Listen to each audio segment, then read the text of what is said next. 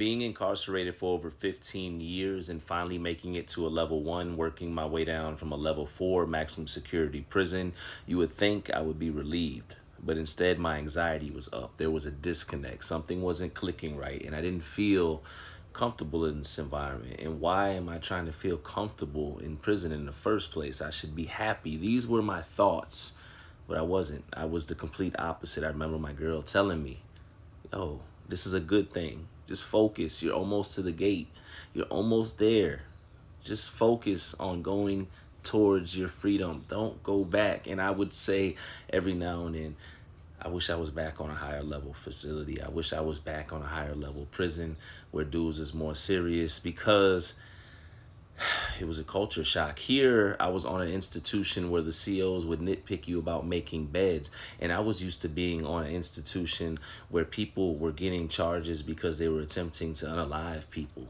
They were gangbanging and doing everything that happens in penitentiary. But here, there was nothing going on like that. To be honest with you, it was a dry camp. And the drier the camp, the less static. I don't even think there were gang members on that camp, by the way. Guess what? They're going to nitpick you about the most frivolous of things. I didn't understand how I got here. How am I on a level 1 when you told me the entire time that the policy stated I could not be on this institution? But now, because I'm on this level 1, I can be here, but I can't leave the institution, which helped drive me a little bit more crazier.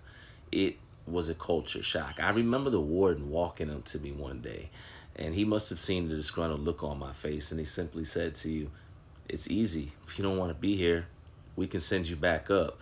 And again, getting back on the phone with my girl immediately after him making that remark, because I looked at him like he was crazy. I said, "I'm ready to go. I'm about to run my time up. I'd rather do more time and be at peace than be here." And she wasn't having it. And rightfully so.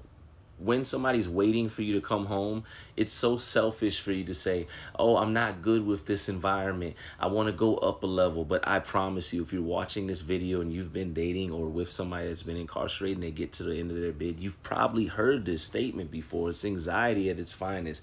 And for me, it wasn't just the camp or the institution. It was a combination of my freedom was approaching, and I was grateful for it, but this was it. For a while, through the haze, even though I had interactions with the outside world, there was a part of me that still was disconnected. But now I was starting to connect to the world again, and the pressures of the world that I once vaguely thought about, because I was more concerned with trying to survive in that environment, were now rushing at me.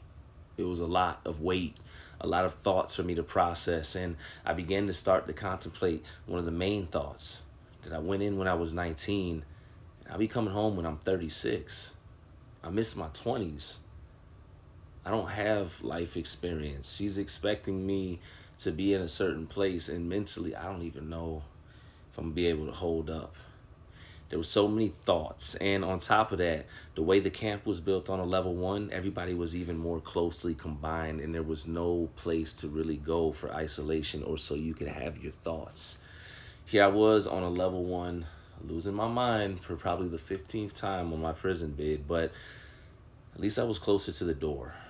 At least I was closer to getting home. And I just needed to focus on that. No matter the frustration. No matter if somebody out the blue randomly wants to just come and pick a fight with me one day. But I'm not bothering anybody at all. But yeah, we'll talk about that in the next part.